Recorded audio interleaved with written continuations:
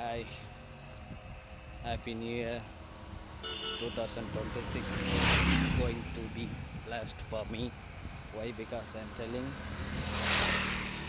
so many happy things going to be happen to me this year. So புதுசாக ஒரு member வீட்டில் join பண்ண போகிறாங்க. அது பாயா கேர்ளா தெரியல. ஆல்வேஸ் வெல்கம் யாராக இருந்தாலும். அண்டு ஒரு நியூ டாகும் வந்திருக்கு. அது வந்து ஃபீமேல். அது பேர் வந்து Lachu. And another thing is dream.